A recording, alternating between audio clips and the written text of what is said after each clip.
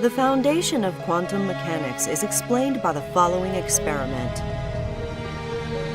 Suppose we have a wall with 2 holes. Suppose we shoot marbles at it, 1 marble at a time. Behind the wall, we have a cloth. Each time a marble hits the cloth, we mark where it landed. As marbles hit the cloth in the same spot more than once, we mark the red mark darker.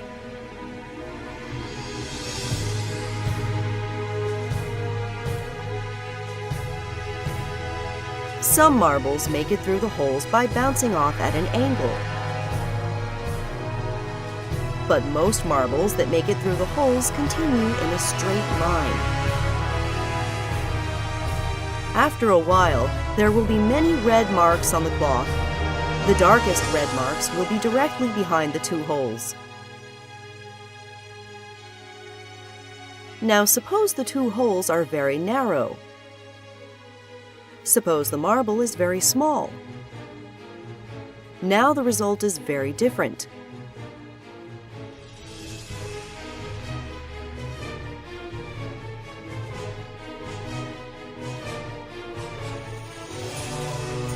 A striped pattern is produced. The marbles never hit the cloth in the areas between the stripes. All particles in the universe produce this striped pattern, provided that both they and the holes are small enough. No matter how many times we repeat this experiment, and no matter what type of object we use to replace the marbles, the result is always the same. Only one known phenomena can explain this result. Waves. When a wave passes through a hole, it spreads out on the other side.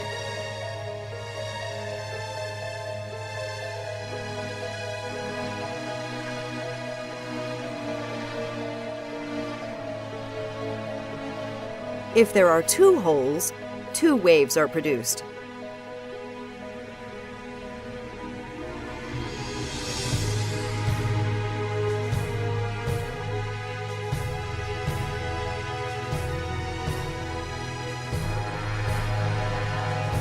When you have 2 waves, they interact with one another.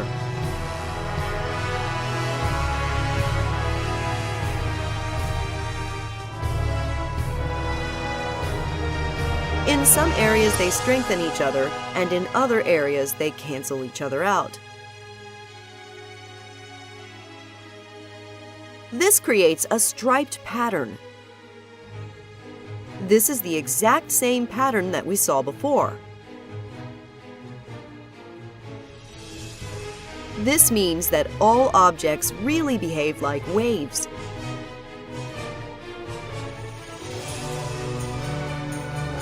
But if all objects behave like waves, then why don't we see a striped pattern for the large marbles?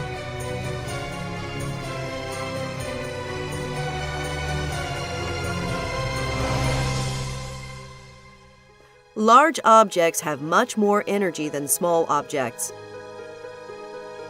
Waves have more energy by having a higher frequency.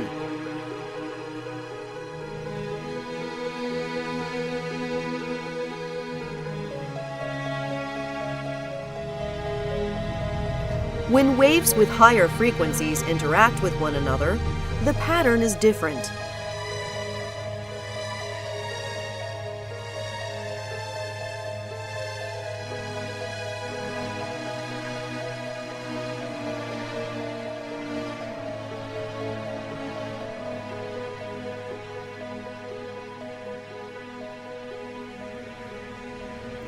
Large objects have more energy, and they therefore behave like high-frequency waves.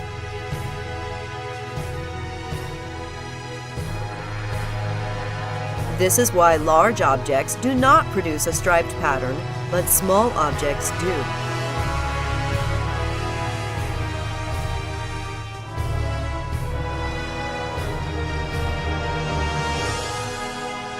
But there's still a problem. For a wave to produce a striped pattern, each wave must simultaneously pass through both holes, so that there will be two new waves that interact with one another.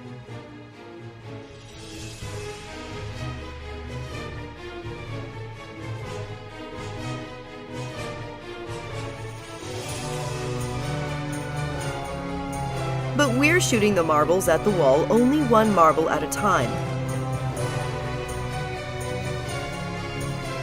This means that each marble must somehow simultaneously pass through both holes in order to create the striped pattern.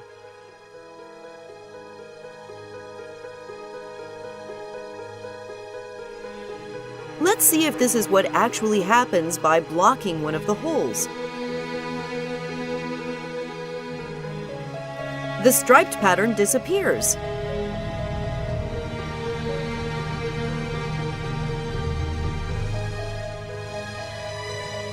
Most of the marks are now directly behind the one open hole.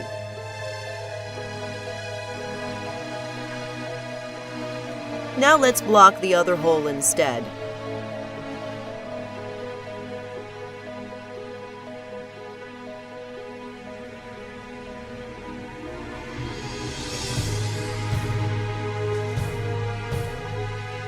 Again, the darkest lines are directly behind the one open hole.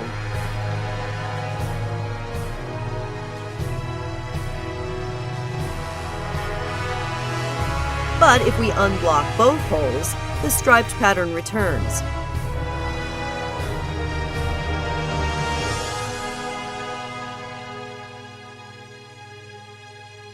Areas that were hit many times when one of the holes was blocked are now never hit when both holes are open. This means that each marble really does have to simultaneously pass through both holes to produce a striped pattern. Let's test this by putting a detector in front of each hole.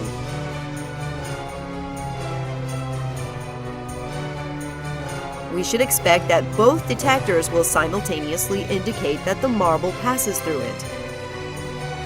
However, this is not what happens.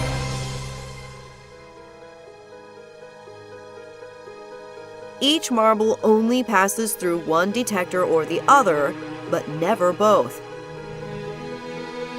Also, once we place detectors in front of the holes, the striped pattern disappears. Now the darkest lines are directly behind the two holes, just as when we blocked one hole at a time. Let's try putting a detector in front of only one of the two holes. It turns out that having even just one detector has the same effect as having two detectors and causes the stripe pattern to disappear. Any attempt to discover which of the two holes the marble passes through forces the marble to pass through one hole or the other, and not both. One detector has the same effect as two because once we know if the marble passed through one hole, then we also automatically know whether or not it passed through the other one. A marble goes through both holes only when we are not trying to find out which hole it went through. But when we do try to find out, the marble goes through only one hole or the other. So what if we place detectors in front of both holes and just close our eyes and not look?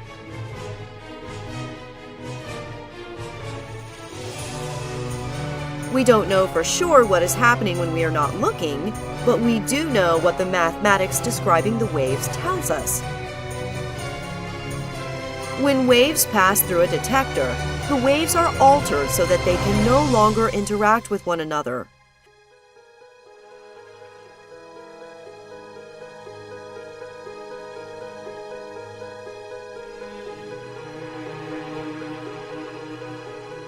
This means that the striped pattern will disappear even if we are not watching it.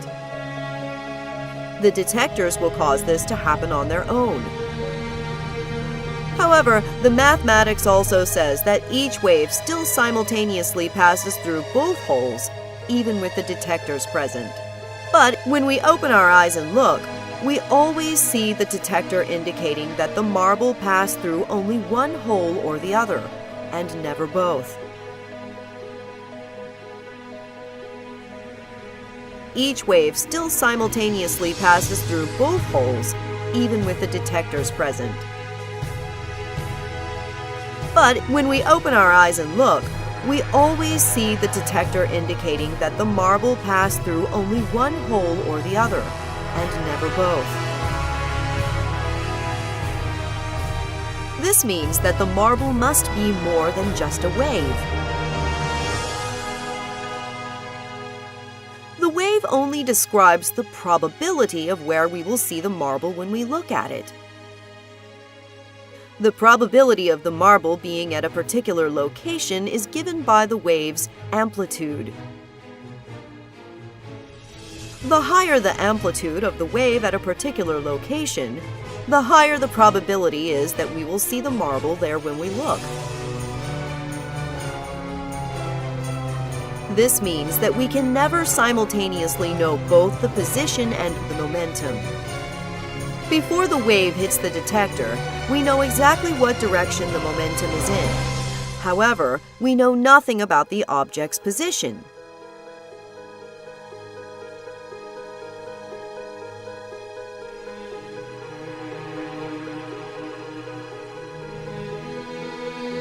Immediately after we see the marble hit the detector, we know exactly where its position is, but now we know nothing about the direction of the momentum.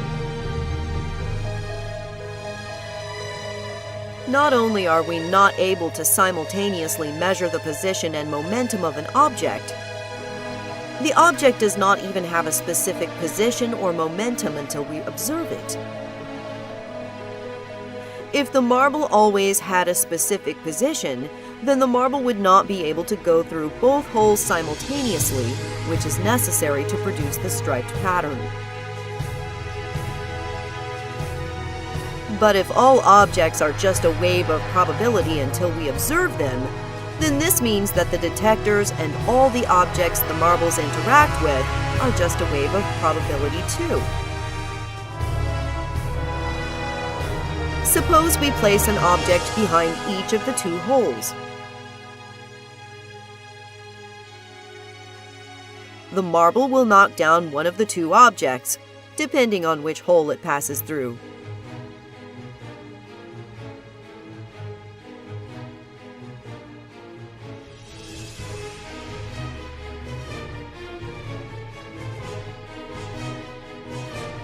If we close our eyes and don't look, then the wave of probability passes through both holes, and each object being knocked down also becomes a wave of probability.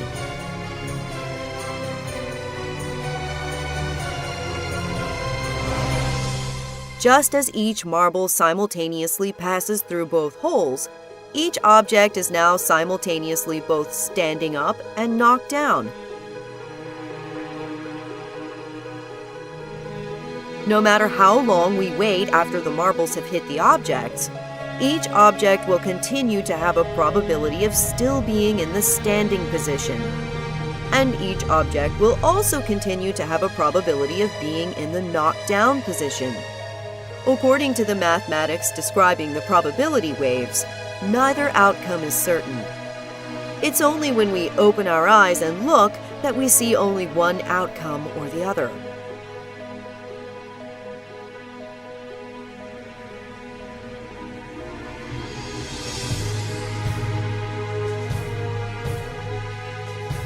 It's not just that we ourselves do not know the outcome until we look. It seems that even the universe itself does not know which object is standing up and which object is knocked down until we actually open our eyes and observe the results. To explain why this is the case and what this means about the fundamental nature of our universe, let us talk about spin.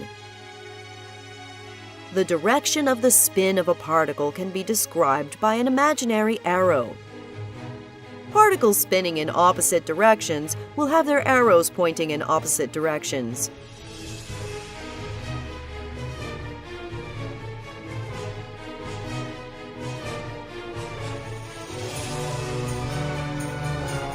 Particles are too small to see the spin directly with our eyes, but we can build detectors which tell us if the spin is in the direction of the red plate or if the spin is in the direction of the blue plate.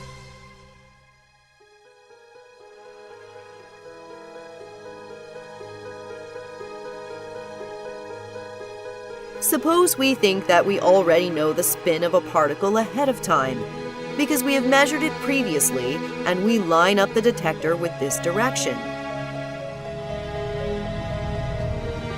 The detector will always give us the same result we measured previously. But if the spin we measured previously is not in the same direction as the detector, then the act of measuring the spin ends up changing it.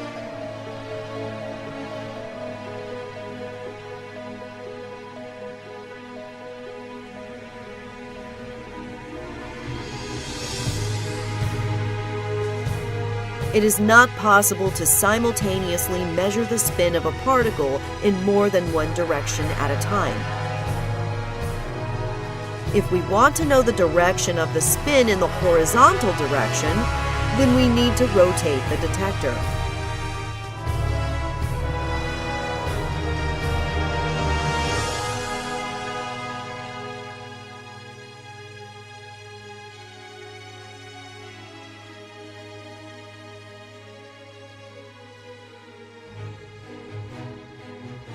But why does this mean that the universe does not know what an object is doing until we observe it?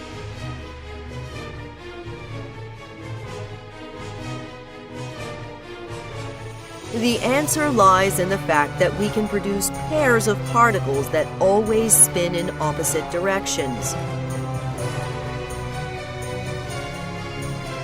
If the two detectors are aligned in the same direction, then when the spin of one particle is measured to be towards the red plate, the spin of its partner is always measured to be towards the blue plate.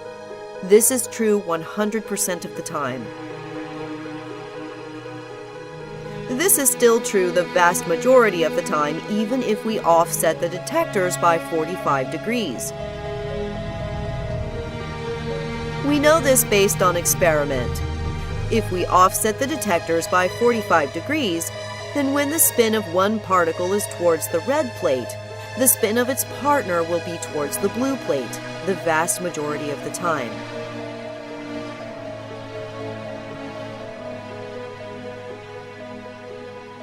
Suppose the two detectors are perfectly aligned with each other, and they are both in the diagonal position.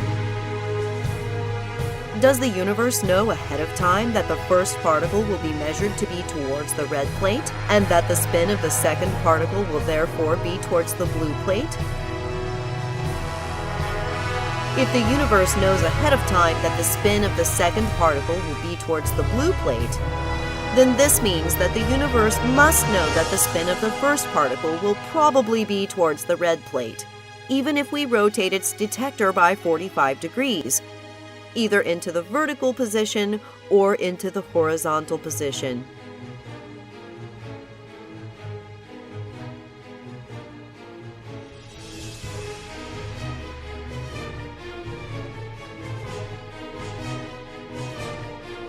Therefore, if the universe knows the results in the diagonal observation ahead of time, then the universe would also know that if one detector will be rotated into the vertical position, and the other detector will be rotated into the horizontal position, the two particles will still probably be spinning in opposite directions. But when we actually do the experiment, this isn't what happens. When the two detectors are offset by 90 degrees, there is no correlation between the measured spins of the two particles.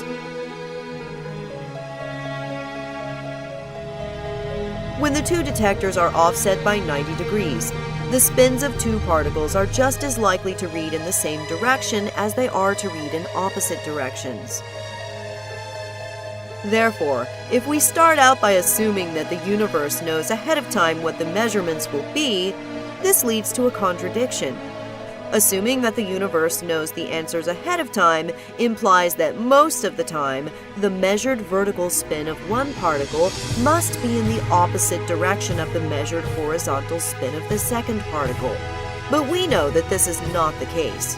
The apparent implication is that the universe cannot know ahead of time what the measurement of the spin will be, and the universe makes up its mind only when the spin is actually observed.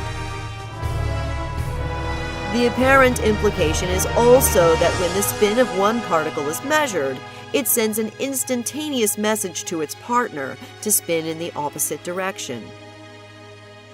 If each particle makes up its mind about what direction it's spinning only when it's observed, then we need this instantaneous message from one particle to the other in order to guarantee that the two particles will always decide to spin in opposite directions when the detectors are aligned.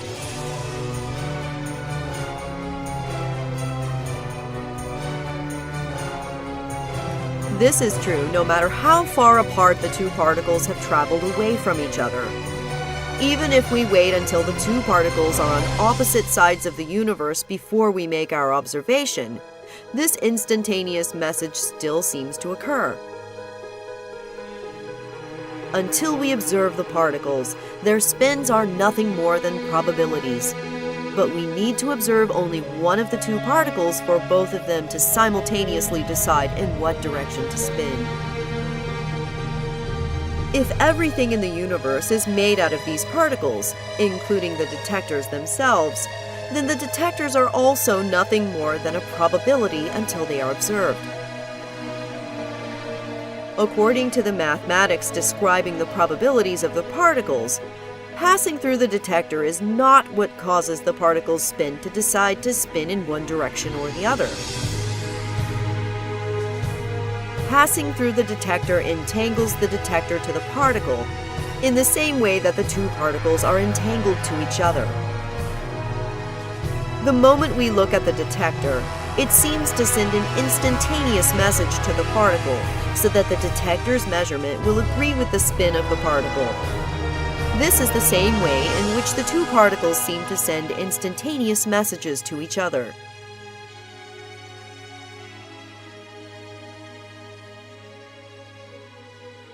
There are many possible explanations as to what's actually happening and how to interpret these results, and this is a matter of considerable debate.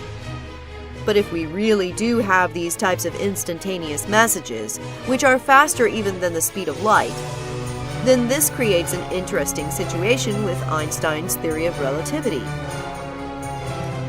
According to Einstein's theory of relativity, different observers will disagree about which of two events happened first, and no observer is more correct than any other.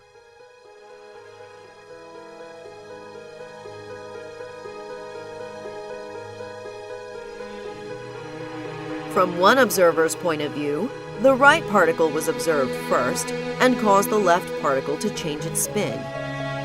From another observer's point of view, the left particle was observed first and caused the right particle to change its spin.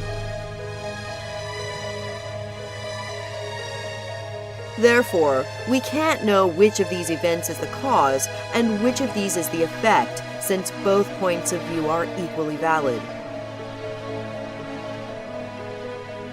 In fact, according to quantum mechanics, we can't even know which particle is which. Suppose we have two particles in a container. Each particle does not have its own separate probability wave. There is only one probability wave, which describes the probability of measuring the two particles in every possible combination of positions. The probability that particle 1 will be in one position and that particle 2 will be in another position is exactly equal to the probability that the two particles will be in the swapped positions. Therefore, we cannot know if a particle we're observing is the same particle we measured earlier. If we think of our container as the entire universe, then this would imply that the universe consists of just one probability wave, governing the probability of all the particles in existence.